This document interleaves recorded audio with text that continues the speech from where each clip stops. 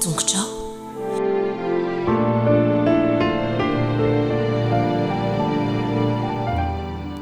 Miobio an Jehovah ianareo ry olo-marina, fa mendrika ataon'ny olo-mahitsy ny fiderana. Miderana Jehovah amin'ny lokanga, mankalaza azy amin'ny valitory folo. Mirafy rambavao azy, mitendre tsara amin'ny feo fifaliana, fa mahitsy ny teny Jehovah ary ny asany rehetra dia matoky avokoa. Fanomboantsika ny fotoana dia ataontsika ny hira 777 ampidino eto anio.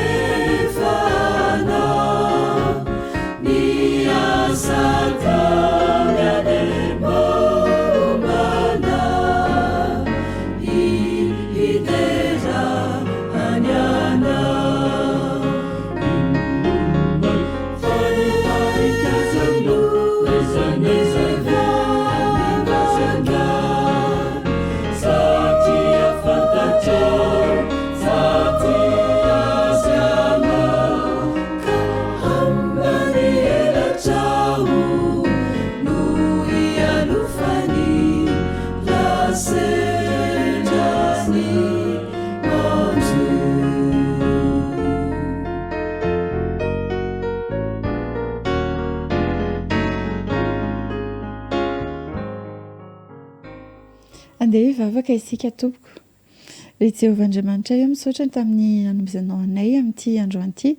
Mankasitraka ihany koa ny amin'ny nanomezanao anay fotoana ahafahanay indray mianatra eo an-tongotrao. Ankehitriny mety aiza nefa mila ny tsy fahatanterana rehetra. Ary ity fotoana ity dia ohatrehanao ary eo ampangininao ny feo hafa rehetra izay tsy avy aminao. Tonoana ny vavaka aminaran'i Jesosy. Amen. Dia fifaliana indray ny miarabantsika rehetra amin'ity sabata ity, manona ihany koa ny fahasavan'Andriamanitra ao amintsika tsirairay.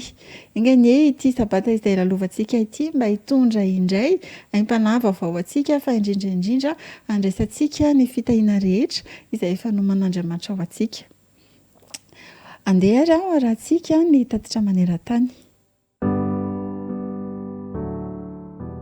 Alady ariva ao amina tanàna kely iray akaiky ny Satanoga dia misy tarika mivory mba hankalaza ny fetin'ny poketra. Antsoina hoe roy ny fandriampahalemana zahay izay eo ambany fiahin'ny amin'ny fa izay fikambanana iarahan'ireo vehivavy adventista sy silamo manao ny fetin'ny poketra izay ary atao amina tokantrano iray izany ka nasan'ireo namany vehivavy vitsivitsy miara-mivavaka aminy dia tonga izay mampiranty amin'izy ireo ny poketra. Mazava ho azy fa manana modely isan-karazany izay, tsy misy mitovy mihitsy ireo poketra ireo, modely tokana nomena izay mividy. Ao anatin'ny poketra tsirairay dia nasiana etikety izay milaza ny mombamomba ilay mpitsimponenana nanamboatra azy sy momba ny amin'ny fa dia mangataka ny vehivavy tsirairay izay mividy izay hitondram-bavaka ireo mpitsimponenana voasoratra ao.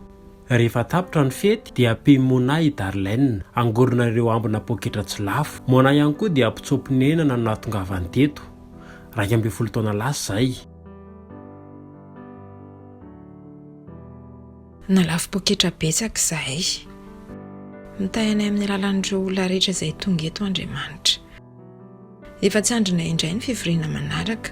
Isam-bolana dia miova tokantrano izahay. Ary amin'ny volana ho avy eo angamba dia mety ho any amiko indray no ataony fety.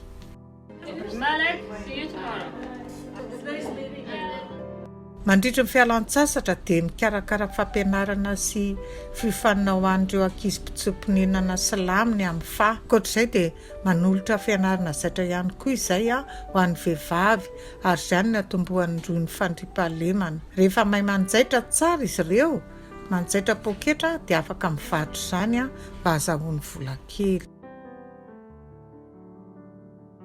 Alatsinainy ny andro koa dia tonga indray ireo vehivavy ao amin'ny roy ny fandriampahalemana ho amin'ny fianarana zaitra fanao isan-kerinandro atao amina efitrano fivavahana izay afaka mandray azy ireo. Fanirian'izy ireo indray andro any mba hanana ny toerana izay mahaleo tena, atomboka amin'ny fijoroana vavolombelona amin'ny fotoana dia mivavaka avy eo. Vita izany dia manomboka amin'ny famoronana sy fanjairana ireo poketra vaovao. Tsy hoe fianarana manjaitra ihany ny tanjona, fa fiaonana sy fakafantarana ihany koa. Hiainoana izay zavatra ilaina ary koa ny fanandramana izay fampizarany aminay amin'ny mahatompona andraikitra anay sy amin'ny samy izy. Maro amin'ireo vehivavy ireo no tsy mbola mifakafantatra akory taloha. Ankehitriny anefa dia nahazo rahavavy izay azony antsoina hamaly fanontaniana izay ilany valiny ary tantarahany izay mahafinaritra sy ny manahirana eo amin'ny fiainana. Infirmiera avy any Soudan Rwanda tonga mpitsomponenana teto Amerika anomboka amin'ny fiofanana ho lasa secrétaire médical aoriana kely ao amin'ity taona ity. Nanampy tamin'ny fandaminako ny fotoana izy ity ary tia indreo zanak'ilahy ihany koa. Rehefa nahazo masinina fanjairana dia hoy izy ireo, mama, tsy ariana intsony ny akanjontsika fa azonao zairiny. Koa dia nalamiko arak'izay ny fotoanako. Manjaitra dia avy eo mampianatra ireo zanako. Mandamina sy manadio ny trano arak'izay mahafinaritra. Tamin'ny voalohany dia tsy tiako manjaitra fa amin'izao dia tena lasa tiako indray ilay izy.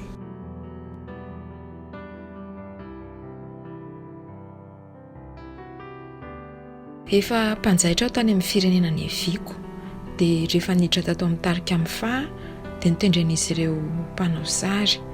Mpitsomponenana natongavako tetiko dia anjarako indray izany izao no manampy ireo mpitsomponenana toa teo aloha, manampy azy amin'ny zavatra izay ilainy sy tadiaviny, indrindra fa ireo vehivavy. Amin'izao dia efa mba manana fidiram-bola isam-bolana izy ireo. Ho ahy manokana dia tsapako hoe fitahiana lehibe ity tetikasa ity. Nanomboka ny asa rehefa nahazo mpanjaitra. Marina fa azoko natao tsara ny manjaitra akanjo kostioma ohatra, fa azo antoko fa tsy nahazoako fifaliana tahaka izay azo amin'ny fiarahana manjaitra amin'ireto vehivavy namako ireto izany. Mampavitrika azy ireo mihitsy izany hoe hianatra sy hahay zava-baovao izany, fa misy zavatra atao rehefa misy fotoana malalaka iny ary mba ahafahany mahazo vola kely. Ny sasany amin'izy ireo mantsy dia misy hoe tena tsy manam-bola ho azy ireo manokana izany.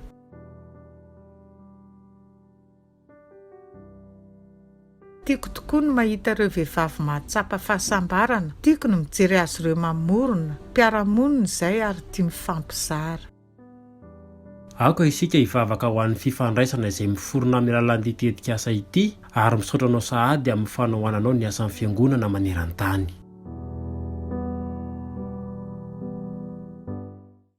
Rehefa avy nandreny tatitra maneran-tany tsika teo dia andeha indray hiaraka anaraka ny lesona manomboka amin'ny leson'ny zazamonono hatramin'ny leson'ny zatovo, fa ny aloha indrindra ny anarantsika n'izay rehetra izay dia ho arahantsika ny hira mitenena.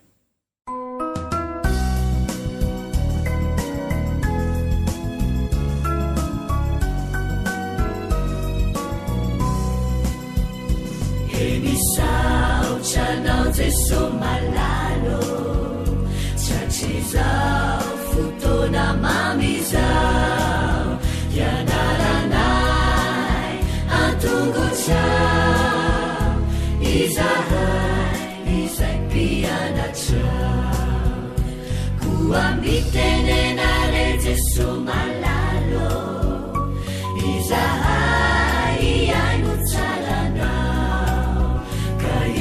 te nyavyamina itwecapecaka wampunaya kuwambitenenare Jesu malalo izahai ainuchalana kahirote nyavyamina itwecapecaka wampunaya irate nyavyamina itwecapecaka wampunaya.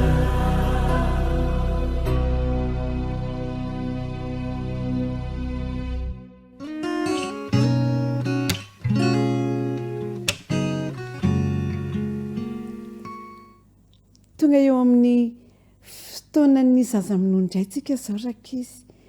Elaela tsika ny tsy niona dia izao indray zao tsika vao miona efa lesona fahaefatra, fa alohan'ny anomboantsika ny lesona aloha dia efa mpiarahaba tsika dia hivavaka dia averintsika ny lesona. Eny ary andao tsika hiaraka hanao an'ilay hira manahoana indray ary, 1 2 3 manahoana falita fahoana raha vao mahitanao manahoana ianao manahoana tompoko. Salama tsara daholo ve nareo? Eny ary andeha aloha tsika hivavaka fa hanao lesona. Akambana ny tanana dia ahondrika ny loha dia akipy ny maso. Vavaka tsika. Jesosy malalo misaotra anao zahay fa manana fotoana indray hamerenana lesona. Ampio zahay mba ho zaza endry mahay miaino dia mahay mankatoa. Misaotra Jesosy eo fa amin'ny anaranao ny angatanay vavaka. Amen. Eny ary tantaran'iza moa ny enitsika nandritra n'iny volana iny rakizy? Tantaran'ny Joasy kely. Mahay lesona daholo ny ankizy kely ao ary averina ary ny lohateny i Joasy ilay zazalahy kely mpanjaka. Ahoana? I Joasy ilay zazalahy kely mpanjaka. Tsy anjery miray fo miara miezaka. Averina ihany hoe miray fo miara miezaka. Bravo! Mahay lesona daholo ny ankizy kely. Efa enitsika rakizy tantaran'ny Joasy kely, fa mbola kely izy dia maty ny dadany. Mpanjaka ange ny dadany dia mpanjaka koa ny mamany, fa maty ny dadany sy ny mamany dia ny nenitoany ny tatiany izany no nitaizana azy dia ijoiada mpisorona ihany koa. Efa haitsika izany tantara izany dia tany amin'ny tempolony napetraka i Joasy kely. Dia nampianarin'ny dadatoa ny tenin'Andriamanitra koa ny izy dia mahay tenin'Andriamanitra. Ohatra nareo koa izy mianatra ny tenin'Andriamanitra. Dia rehefa kelikely rakizy, rehefa elaela, 4 taona moa izy lasa mpanjaka. 7 taona Joasy dia lasa mpanjaka ny solan'ny dadany. faly be ny olona rehefa napetraka teo amin'ny lohany lay satroponinahitra dia teateka daholo ny olona ny teny hoe lavelona neny mpanjaka. Nafinaritra raka izy fa nikarakara ny Joasy Andriamanitra.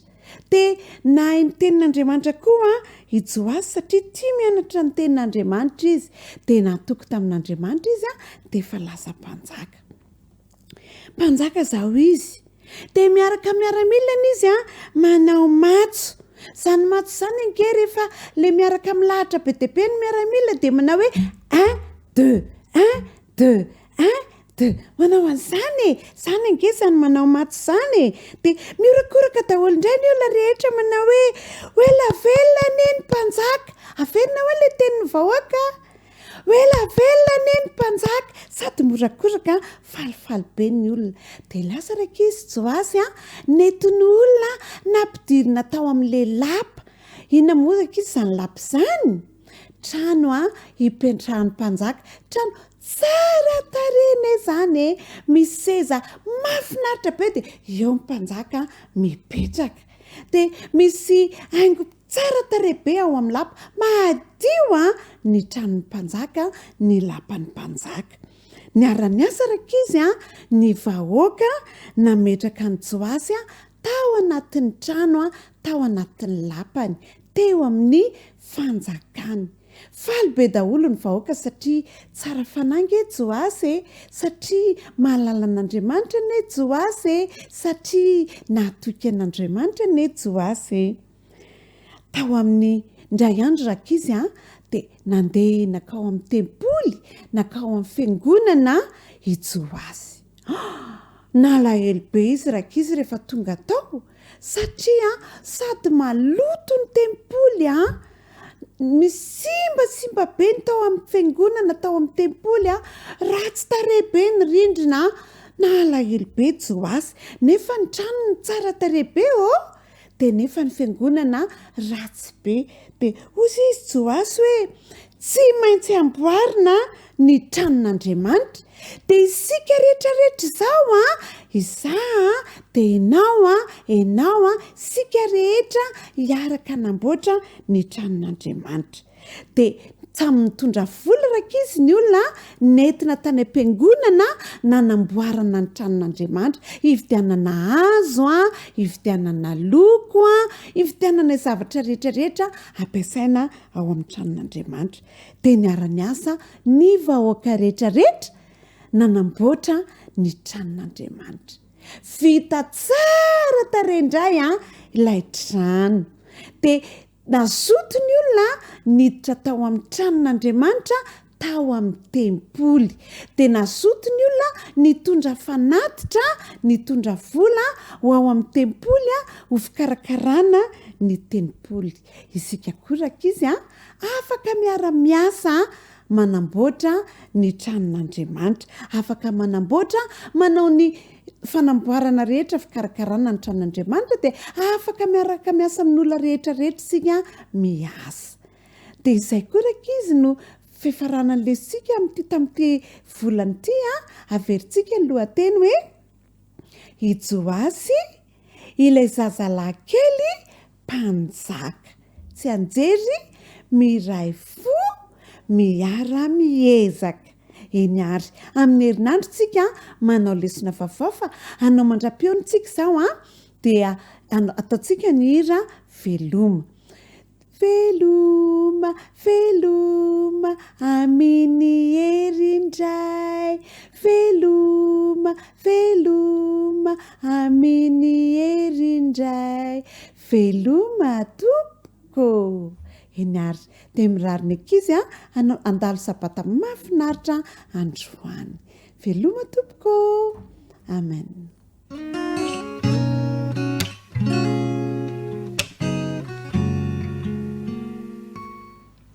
Manahoana ny sasaboto isaotran' Jesosy sika noho nanomezany antsika ny sabata dia akambana ny tanana ondrika ny loha kipo ny maso. Andriamanitra misaotra anao izay noho ny sabata fitsaharana izay omenao anay. Misaotra anao koa izay fa afaka mamerina lesona miaraka amin'ny namanay. Mitenena Jehovah fa miaino izay mpanomponao. Amen. Ny tantarantsika tamin'ny farany dia ny safidianana mpanjaka vavy. Lany mpanjaka vavy tokoa raky izy Estera. Izy no safidiany mpanjaka ho mpivadiny, dia mpanjaka vavy izany izao Estera. Ny lohateny dia hoe namonjy ny olony Estera. Izay ny lohateny lesona ny anarantsika tamin'ny herinandro. Ao Mateo 7:20 ny teny natao tadidindray mivaky toy izao hoe fa na aiza no iangonany roa na telo amin'ny anarako dia eo afovoany andao hoe iaraka merina isika rehetrarehetra. Fa na aiza no iangonany roa na telo amin'ny anarako dia eo afovoany bravo. Efa 5 taona izany izao ny lasa. Efa mpanjaka vavy Estera vadin'ny mpanjaka. Dia nisy vaovao raky izy tao amin'ny lapa tao en'ny dadatoa Mordekay, satria dadatoa Mordekay nge tao amin'ny mpanjaka ny asy. Dia nataony ny fomba rehetra ahafahana mampitondra hafatra any amin'ny Estera.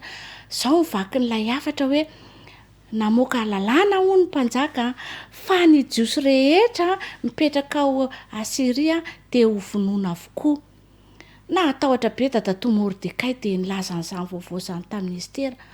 Dia natahotra koa Estera, mandeha any ianao i dadatoany miresaka amin'ny mpanjaka dia avotiny ny ray firenena aminao satria zareo jiosy. Izy tsy navelan'ny dadatoa Mordekay teniteny hoe jiosy. Matahotra be za dadatoa tsy samy teny izany Ory Estera, fa sao ianao dia mihevitra hoe ho afaka satria ianao mipetraka ato amin'ny lapa mpanjaka, fa tsy afaka ianao satria ianao koa jiosy fa mandeha any ianao vonjeo ny mpiray firenena aminao. Dia nanaiky any Estera zao ary angony daholo ny vahoaka jiosy rehetrarehetra eto amin'ny firenenany Asiria. Dia mandritra ny 3 andro dia mivavaka nareo miara-mivavaka dia tsy misakafo mihitsiny mandritra ny 3 andro mifady hanina. Dia za koa anao ohatran'izay miaraka amin'ny namako ato amin'ny lapa mpanjaka. Dia nivavaka zareo nandritra ny 3 andro.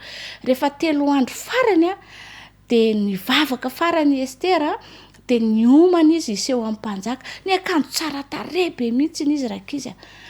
Nefa tsy mahazo miseho eo amin'ny mpanjaka ndre raha tsy mpanatsoa ny mpanjaka raha vao mandehandeha any dia vonoiny mpanjaka raha ohatra ka tsy ampanatsoany, nefa mandeha misehoseho any am-mpanjaka any. Tena anderaka izy Estera rehefa avy mivavaka. Niditra teo amin'ny kianja misy ny mpanjaka izy. Taitra be ny mpanjaka raha vao nahita azy hoe izy ary ty vehivavy tsy nampanatsoako nefa tonga ty amiko ty. Nojereny Estera vadiny. Nojereny mpanjaka tsara tarehy Estera. Ny tsikiraka izy mpanjaka fa tsy tesitra. Falifaly izy nijereny Estera tsara tarehy ny Estera. Dia notondroany mpanjaka tamin'ny tehiny. Rehefa manao an'izay izy dia mahazo miditra izany Estera. Dia nanatina raky izy Estera dia noraisiny Estera ny lohan'ny tehiny mpanjaka.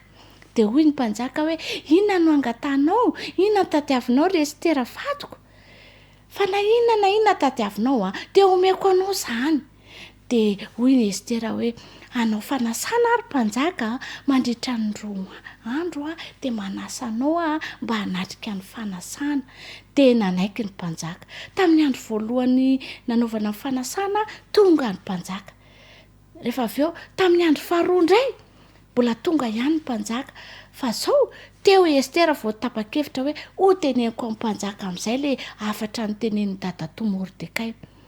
Dia nilazainy Estera hoe za jiosy ary mpanjaka.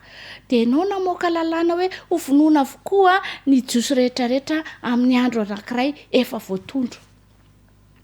Taitra be mihitsy ny mpanjaka. Tena voavitaka hoy ny mpanjaka. Tsy azo ovana intsony nefa ilay lalàna efa mivoaka fa zao amoaka lalàna vaovao indray hoy ny mpanjaka. Dia ataoko hoe niza jiosy ka hiaran'izany famonoana izany dia mahazo mamaly izy dia tsy mahazo miaro ny fananana izy. Rehefa tonga raky izy ny fotoana izay na hoe hamonoana ny jiosy rehetrarehetra tsy nisy sanamono rakizy ry zareo rehetrarehetra tsy sanamono azy ny vahoaka persiana satria ny hainy vavaka Andriamanitra namaly vavaka Estera sy ny namany Andriamanitra ary de voavonjy izy ireo. Andriamanitra rakizy de mikarakara antsika koa tena tiantsika io Andriamanitra io rehefa mivavaka sy mitaray isika de miaino antsika izy. Aza dino ary ny mifampivavaka fa tena miaino antsika nge Andriamanitra Zay ary ny fotoana antsika androany indray dia mametraka mandra-piona ho amin'ny manaraka indray. Veloma daholo.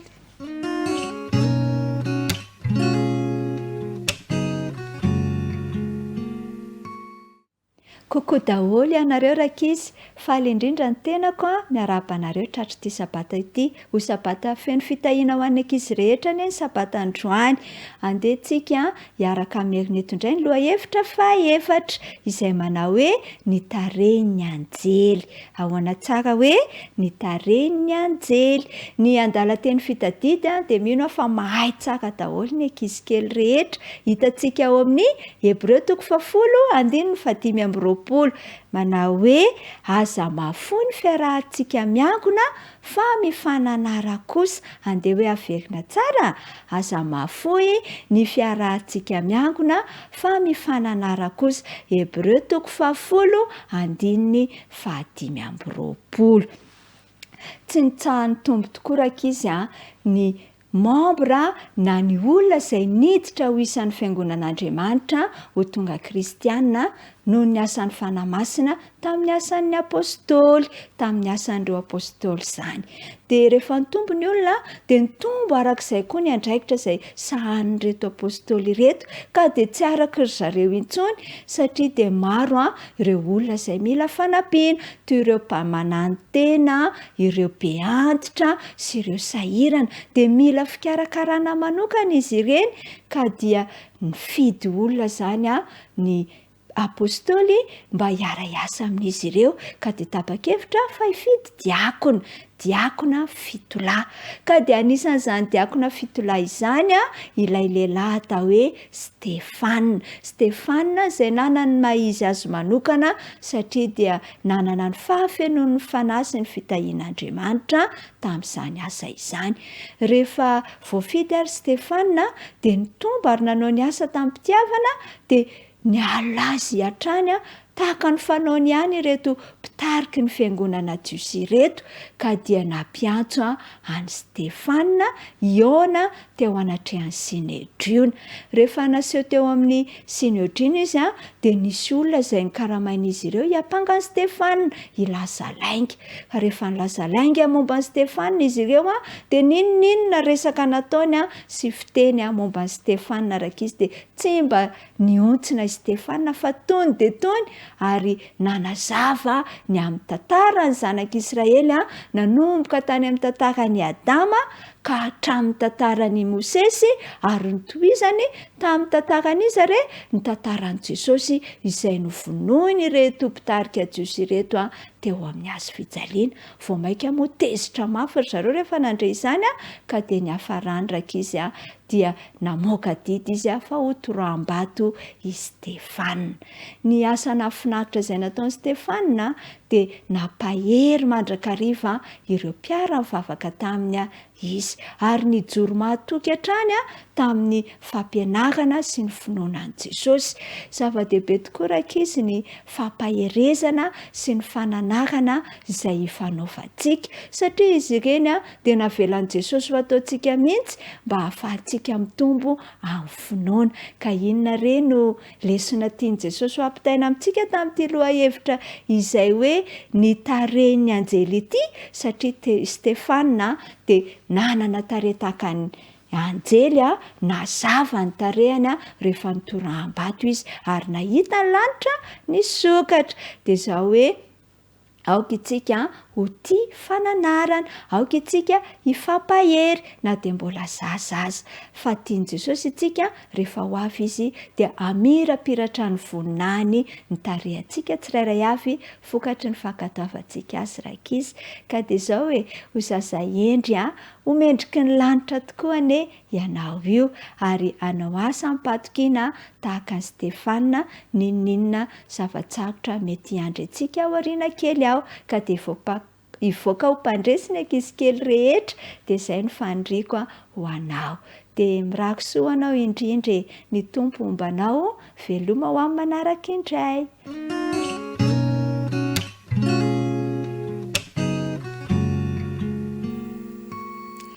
Dia miarahaba ny tanora zandriny rehetra indray ary. Hamitana ny loha hevitra izay nianarantsika nandritry ny herinandro indray isika amin'ity anio ity. Lesona fahaefatra no nianarantsika. Tadidy ve ny lohateny? Andeha rahantsika mamerina izany miaraka amin'ny tsy anjery. Hain'Andriamanitra ny zavatra rehetra. Tsy anjery, fa moa misy zavatra mahagaga izay tsy hain'i Jehovah va? Amin'ny fotoan'andro raha avy ny taona toy izao dia hiverina aminao aho ary Sara anana zazalahy. Genesis 19:20 andininy 4:20. Izay ny tsy anjerintsika nandritra ny herinandro iny. Hitantsika ary fa efa antitra tokoa i Abrahama sy Sara, ary mbola tsy nanan-janaka izay an'izy ireo manokana mihitsy izy tamin'izay fotoana izay. Araka ny voalazan'ny Hebreo 1:20 dia efa nitsahajaza izy tamin'izay, ary efa natao toy ny maty mihitsy ary. Tsisy antenaina intsony raha ny hevitry ny olombelona hoe mbola izy zaza ho teraka ihany, raha ohatra ka jerena amin'ny tena fiainan'ny olombelona.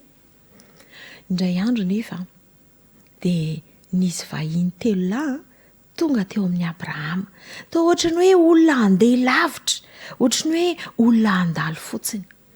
Fa noho ny fitiavany Abrahama mandray olona sy mandray vahiny tsara, dia noraisiny tampitiavana ireto olona izay tsy fantany akory. Ary tsy fantany akory hoe olon-dratsy ve, olona tsara ve, fa rehefa hitany fotsiny hoe avy lavitra ireto olona reto, mila zavatra maro izy reto, ny andro atoandro be fialan-tsasatra, hitany hoe nona reto olona reto vizaka, dia nampandrosony.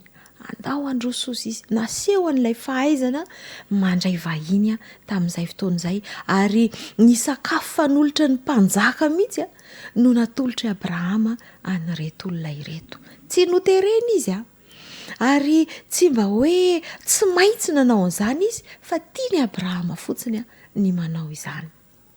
Nitondra valisoa anazy izany. Maimaim-poana nanolorany Abrahama an'izany, ary maimaim-poana ihany koa no nanoloran'Andriamanitra ilay zaza izay ho azy. Ireo vahiny ireo kay dia vahiny avy any an-danitra, ary anatanteraka ilay teny fikasana izay ho an'i Abrahama sy Sara na dia efa antitra ary izy.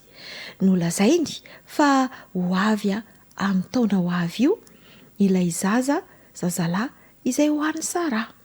Tsy vitany Abrahama sy Sara ny ezaka izay atanteraka ny teny fikasan'Andriamanitra. Tsy hain'olombelona izany, fa hain'Andriamanitra ny zavatra rehetra. Ny lesona nandritry ny herinandro izany tanora namako dia nampianatra antsika mba hitoky amin'ny teny fikasan'Andriamanitra, fa hain'Andriamanitra ny zavatra rehetra. Na inona zavatra manahirana antsika, rehefa nampananten'Andriamanitra ary rehefa araka ny sitrapon'Andriamanitra, natao ohatrany tsy ho tanteraka mihitsy ary amin'ny fisainan'olombelona, dia aoka ho tsapantsika fa hain'Andriamanitra ny zavatra rehetra, hainy manatanteraka ny zavatra anankiray amin'ny fotoanany ho antsika izany. Ny nampitaina tamintsika ary nandritry ny herinandro iny dia hoe mitana ny teny fampanantenana nomeny Andriamanitra, sady mitahy ny ankohonana izy. Tian'Andriamanitra ny ankohonana, manome ny tsara indrindra sy ny sahaza ho an'ny ankohonantsika Andriamanitra.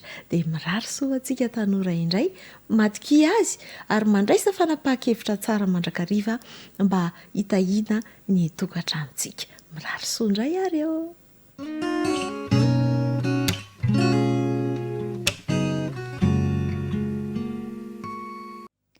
amin'ny fifaliana no iarabana ny tanora mantoanto rehetra iarabana ny fianakaviana rehetra ihany koa natratra izao sabata masina izao.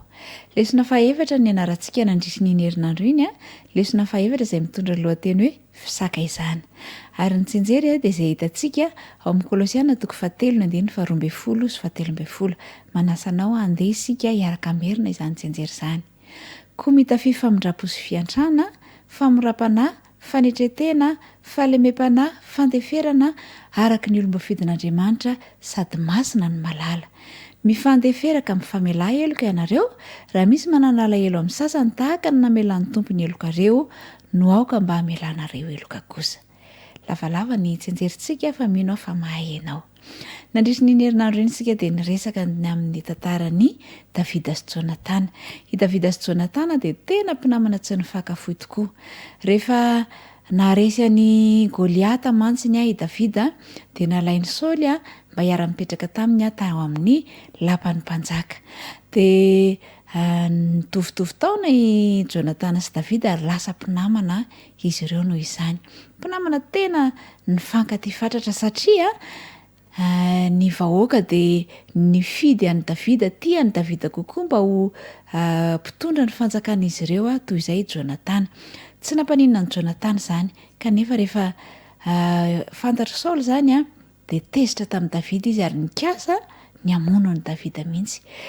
Dia nahafahan'i Davida niala tamin'izay fandriky Saoly izay dia ny fanampian'i Jonatana. Na dia i Jonatana aza ny tokony nanjaka dia naleony i Davida no nanjaka. Izany natao hoe tena fisakaizana.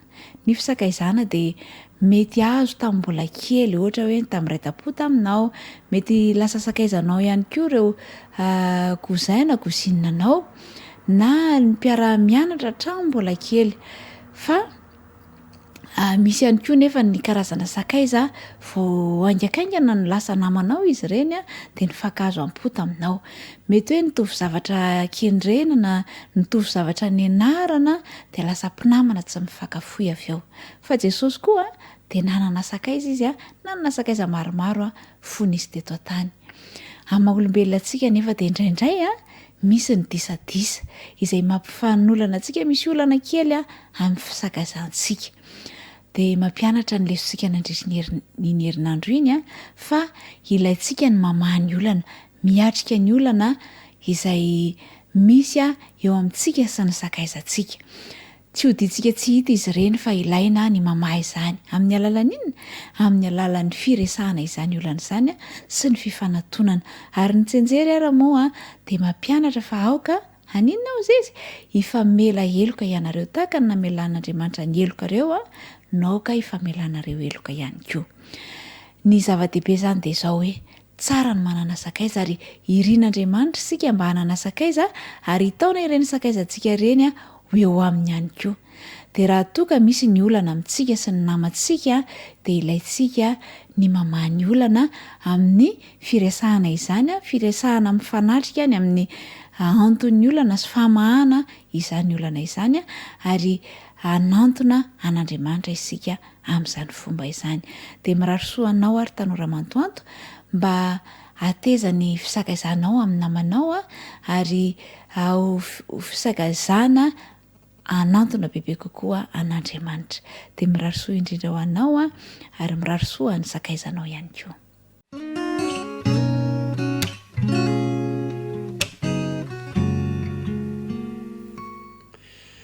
Dia faly indray miaraka amintsika zatovo amin'izao sabata izao ary mirary antsika andihy sabata feno fiadanam-po avy amin'Andriamanitra. Lohahevitra anankiray no niarahantsika nianatra indray tamin'ny herinandro iny dia iarahantsika mandray lesona indray amin'izao maraina ny sabata izao. Tsy azo an-tsaina izay ambarany, tsy azo an-tsaina izay ambarany. Izany no lohateny ary ny andininy fototra dia eo amin'ny Jaona 4:12 dia mivaky toy izao: moa tsy le iova no Jesosy, zanaky Josefa izay fantatsika ny rainy aman-dreniny, ahoana dia anaovany ankehitriny hoe izaho nidina avy tany an-danitra.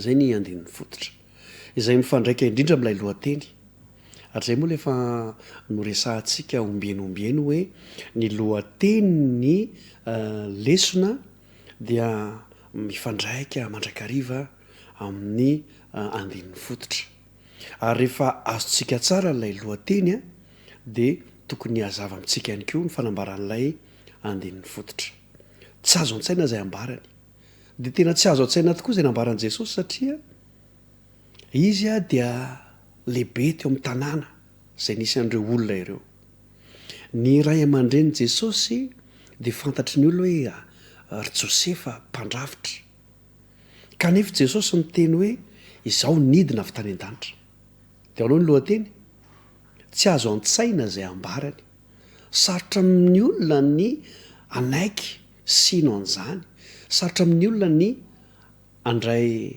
an-tsaina an'izany tsy takatry ny sainy zareo zany zany hoe eo amin'ny fandiniana ny ten'andriamanitra zany a dia matetika misy zavatra otrany hoe tsy takatry ny saina kanefa dia marina ary tsy maintsy lazaina tsy maintsy ambara ihany koa raha ohatra ka ohatra manaraka indray zany zao tsika dia zao hoe misy ihany koa ilay teny nambaran' jesosy manao hoe fa ny mofon'andriamanitra dia ilay nidina avy tany an-danitra ka manome fiainana ho an'izao tontolo izao rehefa nyteny an'izany jesosy a dia nihevitra ny olona hoe tena mofo tena aranofo zany ary jesosy ny manamboatra azy dia ny lobava mihitsy ny olona sy ny mpianatra mihitsy koa aza hoe mba homeo anay mandrakariva izany mofo zany dia jesosy namaly izaho ny mofonaina sarotra amin'ny olona nandray an'izany hoe jesosy ny mofonaina ahoana koa ny ampitombona an'izany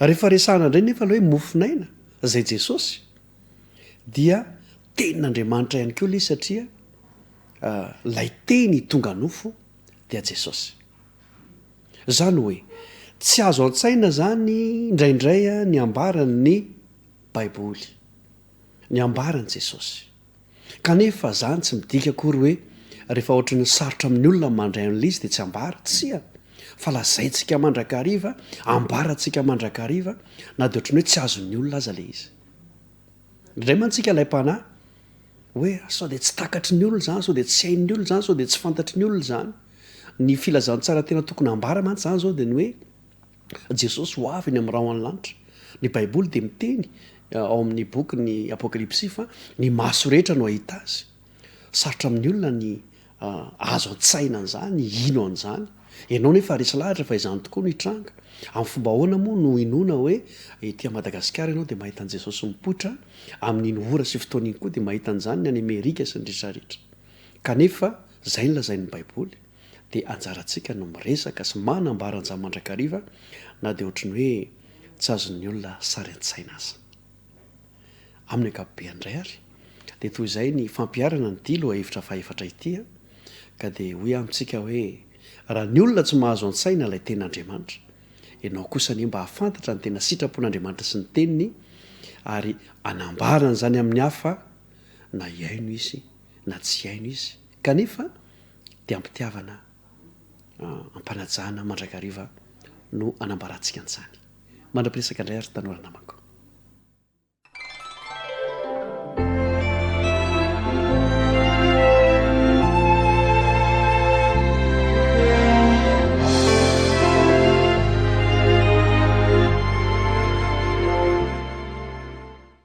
isarantsika ireo namantsika nanolotra ny lesona teo aloha fa mialoha kosa ny andrenesantsika ny leson'ny tanora zokiny sy ny lesony lehibe dia andeha isika araka anaraka irairay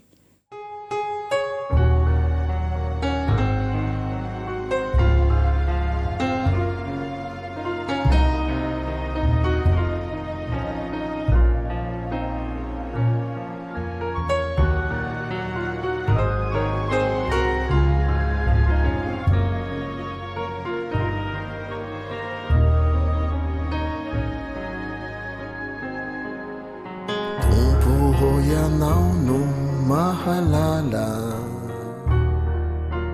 niady mafizaya treako fa tsy vitsireo zay mangala aokia anao no fialofako fantatrahoko izay nataoko teo imasonao ny fiainako niroreraka ny foko sy ny sakio ka de mila famonjena viamina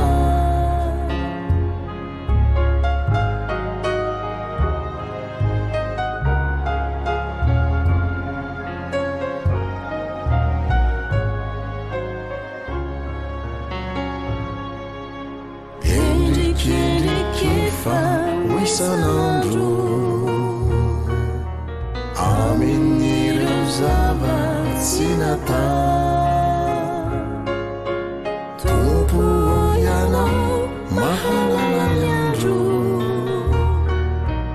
hitrangany marina toy za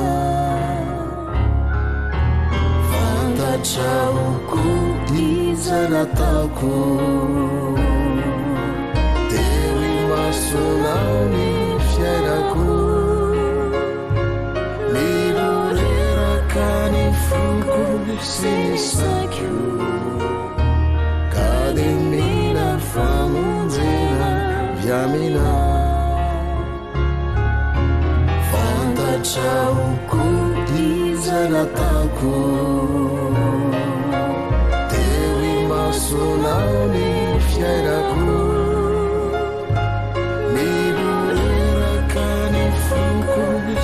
sakio ka de mila famonjena viamina miroreraka ny foko sy ny sakio ka ilaiko reny vonjya viamina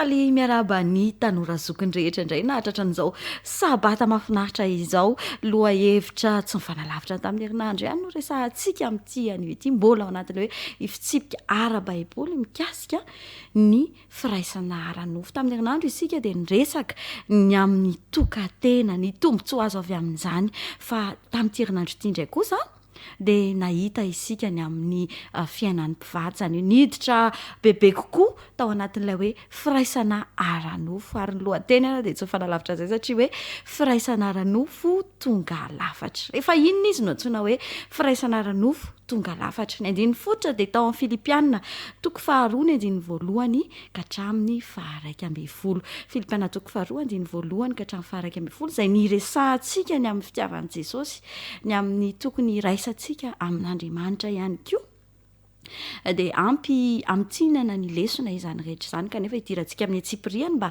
ahafahantsika mahatakatra ilay atao hoe firaisana ara-nofo tonga lafatra voalohany indrindra dia nasongadiny lesona hoe voalaza fa indraindray isika mieritreritra fa tsy dia tia fahafinaretana tsy tia fahafinaretana io Andriamanitra io dia nodisoany lesona avy hatrany izany satria na ny hevitry ny atao hoe edena ary dia midika hoe fahafinaretana namorona fahafinaretana ho antsika mihitsy ho antsika olombelona io Andriamanitra io izay indrindra no hoe namoronany any Adama sy Eva hitantsika ihany koa fa mahazo fifaliana amin'ny firaisana ara-nofo sika rehefa mandalo miaina an'ireto dingana anankitelo ireto dia ny raritsaina fanalavirana ny raritsaina izany hoe raha te anana fifaliana ianao feno fafinaretana feno satria izay indrindra hoe nirian'Andriamanitra anana fifaliana nanomboka tany amin'ny Adama sy Eva ary mbola tia ny ainatsika izany amin'izao fotoana izao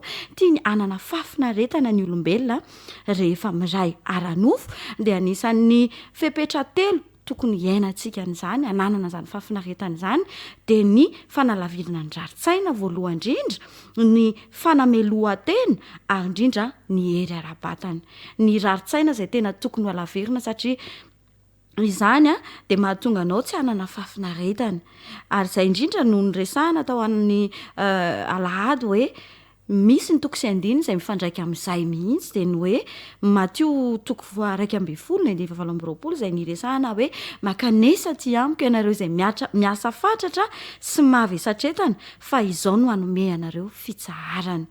Eo ihany koa ny manamelo tena indraindray ny tanora rehefa tafiditra ao anatin'izany firaisana ranofo izany dia mazana tratra ny fanamelohan-tena. Dia izay nefa no anisan'ny tsy ahitana fafinaretana Andriamanitra dia tena te hanome fafinaretana ho an'ny olona, ho an'ny olombelona ary indrindra ny hery ara-batana izay fantatritsika loatra ilay teny any amin'ny Jaona 4 hoe ry malala mangataka ho mba ho ambinana sy ho salama amin'ny zavatra rehetra ne ianao tahaka ny anambinana ny fanahinao. Izany hoe tena sitrak'Andriamanitra ny anananao fahasalamana feno ahafahanao manana an'izany fafinaretana izany. Nodiny antsika ihany koa ny amin'ny fandrindram-piterahana nandritry ny herinandro iny. Misy fandrindram-piterahana anankitelo izay tian'Andriamanitra ho saintsika dia ny hoe fiheverana aloha voalohany indrindra hoe matoa manao firaisana ranofo dia ny ananana anaka ny tombon'ny taranaka nefa tsy nijanona tamin'izany fotsiny ny drafitr'Andriamanitra fa mba hanana ny olombelona ihany koa fafinaretana. Misy ihany koa nefa ireo fepetra fandrindram-piterahana izay napetrак'Andriamanitra dia voalohany amin'izany ny fahalalana oniny, fitantanam-pananana ary ny fatokiana an'Andriamanitra. Ilaina ny mahalala oniny na dia nomen'Andriamanitra fahafahana ary isika olombelona anana fafinaretana dia ilaina ny fahalala oniny mba ahafahantsika mitsinjo sahady ny fitombon'ny zanantsika. Ny fitantanam-pananana mba ahafahantsika miandraikitra ny filanara materialy ara-petsepo an'ireo zaza ireo ary ny farany indrindra dia ny fatokitsika an'Andriamanitra satria ilaintsika Andriamanitra andamina ny fiainana ara-tokantrano. Nafinaritra ny lesona tamin'ny alarobia izay niresahana ny amin'ny firaisana ranofo masina amin'ny andro sabata. Misy fiheverana hoe tsy azo atao ny manao firaisana amin'ny andro sabata. Andriamanitra nefa dia nilaza fa ny andro voalohany indrindra ny rahany Adamaseva tao Edena dia ny andro fahafito satria noforonina izy ireo tamin'ny andro fahaenina. Izany hoe azo eritreretana tsy hevitra adaladala tsy akory ny fiheverana azy ireo nanao firaisana ranofo tamin'ny andro sabata. Tsy voarara akory ny fafinaretana amin'ny andro sabata. Raha tsy izany dia diso ilay teny anankiray ao Baiboly hoe manao sabata ho fafinaretana. Raha noho izany dia mety ho fahadisoana ihany koa ve ny mihira na misakafo satria izany dia anisan'ny fafinaretana ho antsika amin'ny andro sabata. Tsy zavatra feno fitiavan-tena ny firaisana ranofo ho an'ny kristianina fa natao ameno ary farany indrindra dia ny lalan'ny fiainana. Tsy misy afa-tsy ny fon'olombelona tia tena ihany no mivelona ho an'ny tenany. Rehefa mijery an'i Jesosy isika dia mahita fa ny voninahitry ny raintsika ny manome. Amin'ny alalan'ny zanany malala no ampikorianany ray ny aina ho an'ny rehetra. Amin'ny alalan'ny zanany dia misamonta kosa ny fitiavan'ilay lohara ny lehibe ny zavatra rehetra. Dia amin'ny fiderana sy fifaliana feno fanompona, feno ao amin'ny Kristy izany fifamovoizan'ny fanaovan-tsoa izay mampiseho ny toetra mampanahy ilay mpanome lehibe dia ny lalàn'ny fiainana. Misy vavolombelona trany ao amin'ny efitrano fandrianao izay mandre ny teny rehetra tonononao, mariny avokoa ny fihetsika sy ny asa rehetra ataonao. Ireo rehetra mihevitra ny fatoram-panambadiana ho fandaharana masina avy any an-danitra izay tehirizin'ny fitsipiny masina dia ho fehezin'ny fitsipiky ny fahendrena. Ireo rehetra miditra ao amin'ny fatoram-panambadiana amin'ny fikasana masina, ny lehilahy mba ahazo fitiavana madio avy amin'ny fon'ny vehivavy ary ny vehivavy koa mba hanalefaka sy hanatsara ny toetra ny vadiny sy ameny izany dia manatanteraka ny fikasan'Andriamanitra ho azy ireo. Dia mirary ny tanora zokiny hanao fampiarana, hanao fanandramana fa indrindra hayanakina ny fiainana amin'Andriamanitra ihany koa. Dia mirary soa.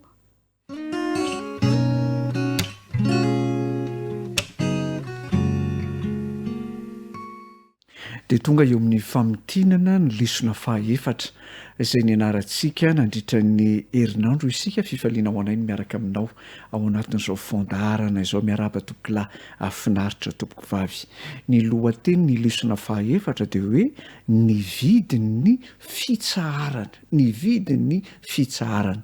Tsara mandrakariva moa zany mampahatsiaha ny lohahevitra izay hodinentsika mandritra n'izao 3 volana fahatelo izao dia ny hoe mitsahatra ao amin'ny Kristy. Ny tokisandriny natao tadiana tao anatin'ny lesona fahaefatra raha tsaroanao dia ny salamo faraka amby 10 ny andininy 10. Salamo faraka amby 10 ny andininy 10 vavaka fibebahana sy fiekekeloka nataon'i Davida izy io. Averintsika amorony fo madio Andriamanitra ary havao izy orona marina ny fanahiko ato anatiko. Averintsika ihany amorony fo madio Andriamanitra ary havao izy orona marina ny fanahiko ato anatiko. Salamo faraka amby 10 dia ny andininy 10.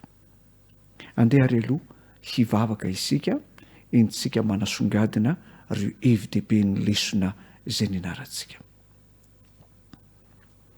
Rainay masina tsara indrindra izay ny an-danitro misaotranao izay no ny fitahinao anay. Mbola velonay na somatsara indraika tafahoana ao anatin'izao fondarana izao. Mangataka ny fananao masina ary izay ankehitriny raha hamintina izao lesona fahaefatra izao. Fananao masina hampiteny ny mpanomponao ary hampahery sy hamangany koa ireo mpijery sy mpiaino rehetra izao fandaharana izao. Mba ho teny fampaherezana fanorenana ny ara-panahinay izao fandaharana izao. Amin'ny anaran'i Jesosy Kristy Tompo. Amen. Ny lesona fahaefatra moa dia tokisandrin'ny 3 lehibe no fototro zany. Dia ny Samoela faharoa toko faraka amby 10, dia ny Samoela faharoa toko faharoa amby 10 ary ny Salamo raika amby 10. Ho zaraitsika roa lehibe ny famotinana. Ka ny fizarana voalohany dia hijerentsika ny toe-javatra ny anjady teo amin'ny fiainany Davida mpanjaka. Ary ny fizarana faharoa kosa dia ahitantsika ny fibebahana sy fiekekeloka nataon'izany mpanjaka izany. Ireo no akatsika lesona ao anatin'izao famotinana izao. Ny fizarana voalohany. Nandritra ny herinandro isika dia nahita ny iray amin'ireo tantara izay nampalahelo indrindra teo amin'ny tantaran'i Davida mpanjakan'i Israely. Nanararoatra ny fahefana izay nomen'Andriamanitra azy ity mpanjakan'i Israely ity. Ka dia nitarika ny vadiny miaramila tao amin'ny tafiky ny Israely anankiray, vadiny Oria zany, dia i Batseba nitarika azy ho amin'ny fahotana. I Oria moa dia miaramila mahatoky tao amin'ny tafiky Israely. Koa dia nararoatra ny Davida mpanjaka ny tsy nateo any Oria mba handriny teo amin'ny vadiny Oria izany. Nizaka nanarona ny fahotany Davida mpanjaka rehefa nitoetra noho ny fitsangatsangana, rehefa nitoejaza noho ny fitsangatsangana i Batseba. Dia niantso any Oria hiverina avy any amin'ny ady mba handry amin'ny vadiny Davida mpanjaka. Kanefa olona mahatoky, miaramila mahatoky any Oria dia tsy nety niverina izy fa niatrika ny ady hatramin'ny farany. Rehefa tsy nahomby ny drafitra nataony Davida mpanjaka, izay drafitra voalohany izay, dia inona indray no nataony? Niantso ny Joaba, kapten'ny tafiky ny Israely, ny mpanjaka mba hametraka ny Oria any ambavahady. Nitanjona ao amin'izay dia ny ahatonga ny Oria ho faty any amin'ny ady. Ary dia tanteraka tokoa moa izany. Hatreo zany dia fahotana roa lehibe mahatsiravina no vitany Davida mpanjaka. Dia ny fitsangajangana ary koa ny famonoana olona. Inona ary zany ny lesona ho tsoahantsika teo amin'izay tantara mampalahelo izay. Maro ireo lesona azo tsoahana fa izay ho asongatitsika dia ity. Ny voalohany, mila miambina foana isika satria amin'ny fotoana izay tsy ampo isika no amelezany Satana atsika. Izay fiambenana izay dia firaisana ety amin'Andriamanitra amin'ny fotoana rehetra. Aoka atsiaro isika fa tsy afaka hiaro antsika amin'ny fahotana ny fahalalana betsaka ananantsika momba ny soratra masina.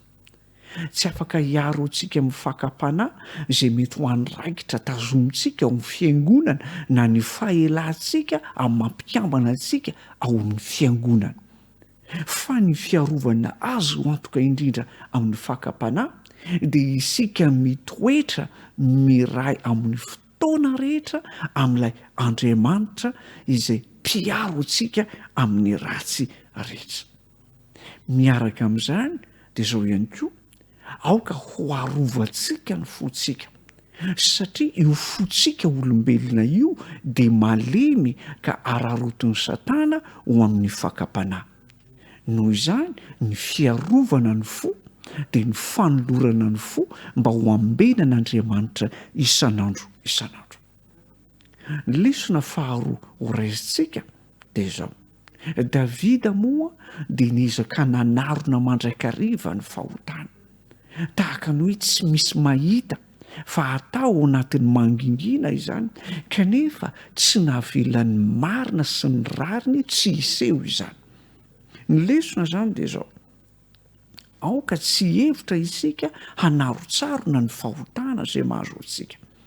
Fa Andriamanitra dia mahita an'izany mandrakariva. Rehefa sarotsaromantsika mantsy ny fahotana dia lasa manjary manararoatra isika ao anatin'izany izay ahavoantsika izany, ahavoan'ny hafa ihany koa ary hanala baraka an'Andriamanitra amin'ny maha zanak'Andriamanitra antsika. Izay no fizarana voalohany. Ny fizarana faharoa farany entsika mamintona an'izao lesona izao, teo anatrehan'izao toe-javatra natsiravina sy nampalahelo izany dia tsy nandositra an'Andriamanitra Davida. Andriamanitra rahateo naniraka mpaminany anankiray izay hitarika ny Davida ho amin'ny fibebahana ary nampahery azy izany. Andeha ny hofakitsika ny ampahany amin'ny vavaka izay nataony Davida mpanjaka, vavaka fikeikeloka sy fibebahana vokatry ny ratsy izay nataony, araka ny Salamo faraka amin'ny 50 dia ny 1 ka hatramin'ny 7 no hofakitsika.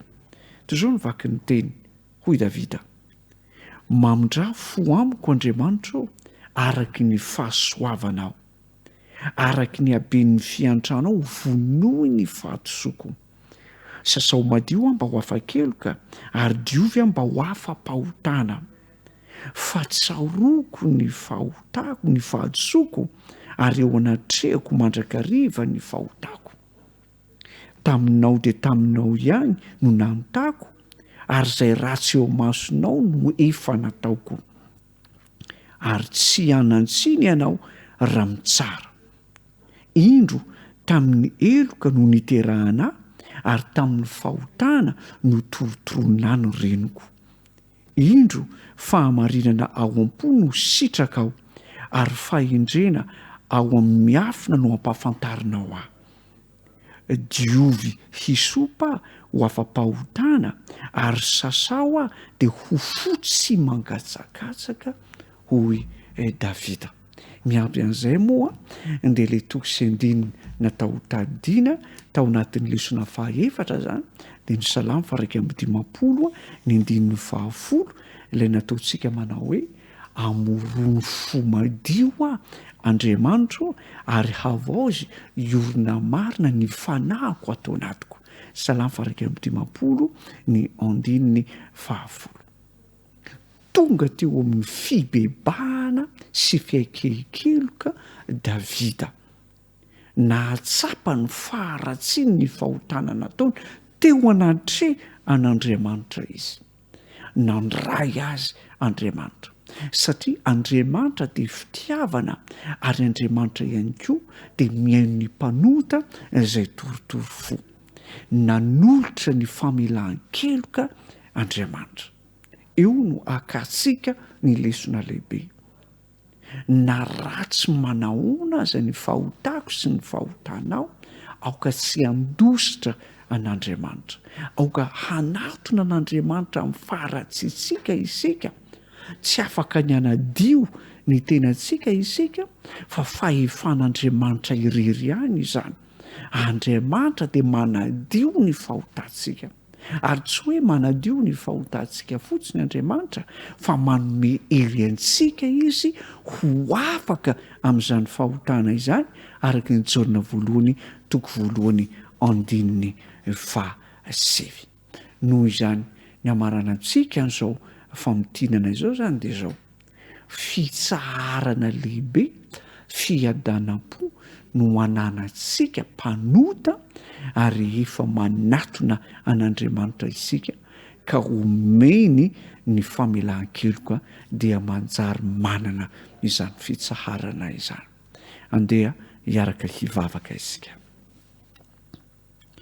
reny masina tsara izay ny an-danitro misotranao zahay no ny lesona izay nomenao anay nandritra ny herinandro olombelona mpanota izahay samy manana ny fahalemenay avokoa tahaka ny Davida mpanjaka izay nanota teo anatrehanao koa ankehitriny dia manatona anao amin'ny fahotana izahay koa dia mangataka famelan-keloka sy fanadiovana ho an'ny isam-batan'olona mba ho vita fihavanana aminao izahay noho ny amin'ny rasoan'i Jesosy Kristy ary omeo anay ny hery ahafahanay mandeha amin'ny fanaovana ny sitraponao manomboka amin'ny ity anio ity indray dia amin'ny anaranao Jesosy Kristy Tompo no anonona dia tonga eo amin'ny fanangonana ny fanatitry ny sekoly sabata isika ho fanomanana indray ny asan'ny fiangonana maneran-tany izany ka ny vola aman-karena izay fanatokanao ho amin'izany fanatitra izany aoka ho atolotra ho amin'ny finoana izany ankehitriny ary tsy ny vola aman-karena ihany fa indrindra ihany koa ny tenantsika tsiraray avy ny tenanao ihany koa dia ataovy azo antoka fa voatolotra eo amin'Andriamanitra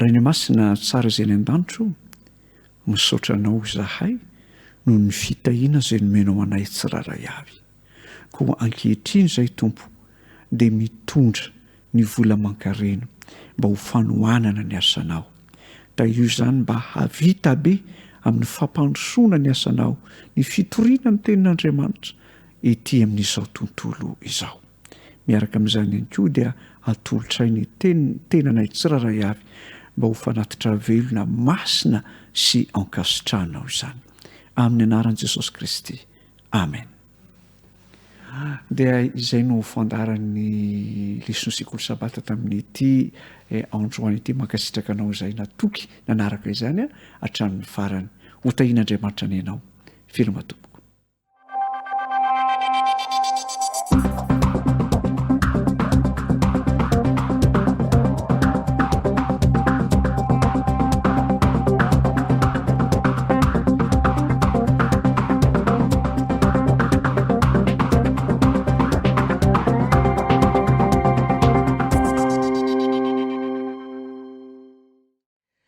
dia fifaliana mandrakariva ary mpiray fanantenana malala no hifandraisantsika indray amin'ny alalan'izao fandaharana izay entiny departementan'ny fahasalamana sy ny fahalalana onina izao mbola anatin'ilay lohahevitra lehibe zay acronyme moa lay izy a mitondra ny teny hoe celebration sika ary eo ampamaranana izany a ny famoaboasana izany acronyme zany sika ka ny S zany no jerevantsika indray a ao anatin'ny fandaharana sabata vitsivitsy indray la S moa zany a araka nitatsika eo amin'ny écran de midika amin'ny fiteny anglisy hoe social support and service raha adika amin'ny fiteny malagasy dia hoe fanohanana sy fanampiana ara-tsosialy ina tokoa moa no fiatraikan'izany a eo amin'ny fahasalamantsika zany hoe fanohanana sy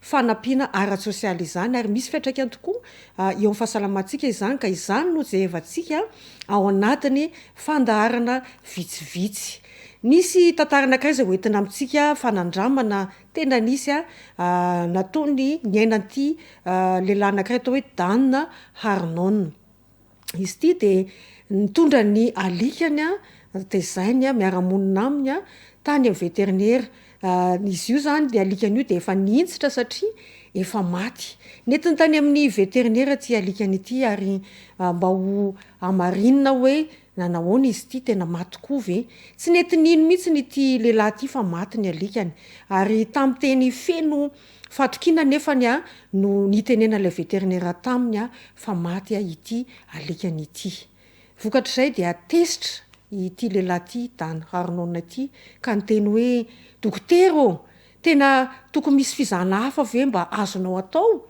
ary na no zany afatra teny izany ty vétérinaire ty de nipetraka nakasaina hoe inona kotokoa re no azoko atao mba inoany ty lehilahy ty fa maty ny alikany taorinan'izay de nakasaka ilay vétérinaire ary napetrany teo ambony latapatra naloana n'lay alika efa tsy misy aina ntsony lay saka ary de nofofon'lay saka manomboka tany amin'ny lohany ka trany amin'ny tongany ilay alika efa tsy misy aina ntsony rehefa zay de niala teo lay saka ka nakany amin'ny efitra hafa taorinan'izay raha de niteny ty vétérinaire ty tamin'ilay tompon'lay alika hoe tsy misy resaka intsony fa maty i morty satria morty moa nanaran'lay alika rehefa zay dia nomen'lay vétérinaire facture mitetina $200 i Dan Harnon toyna mafy ilay lehilahy ary nametraka fanontaniana hoe fa ahoana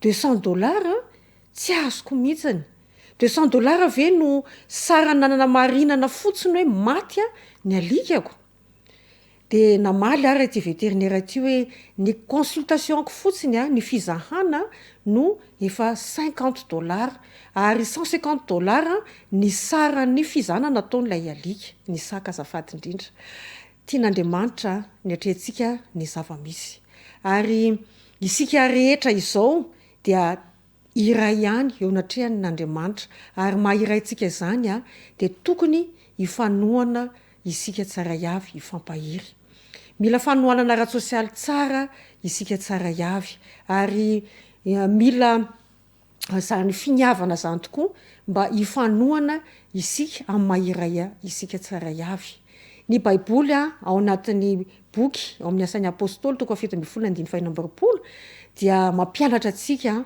fa iray ihany isika rehetra eo mason'Andriamanitra ary tokony ifanohana amin'ny lafiny rehetrarehetra ny atao hoe humanité na fahatsaram-panahy zay anana ny ankohonana anankiray dia misy ny atao hoe firaisana ny natohinana ny volokoditsika dia fianakaviana iray isika arak'izay voalaza amin'ny soratra masina toy izay tamin'ny alalan'ny famoronana izay nataon'ilay Andriamanitra izay namorona antsika noho izany ary de tokony hanana fo sy finiavana mifanampy isika satria ao anatin'ny fiarahamonina anankiray misy atsika rehetra izay namoronan'Andriamanitra atsika tsaray avy de arak'izay tapany voalohany nanomboana zao famelabelarina makasika an'ity le hoe fanohanana ara-tsosialy ity zany de ny lesona zay sotomontsika dia nofon'andriamanitra o ray sika rehetreetretra ary tokony fanampy sy fanoana eo amin'ny toejavatra rehetretra mba nanatsika fahasalamana dia mametraka ny mandra-peona indray ho atsika tsaray avy ho amin'ny toyany manaraka indray amin'izao fandarina zao dia mirary sabata feno fifaliana ho atsika tsaray avy amen.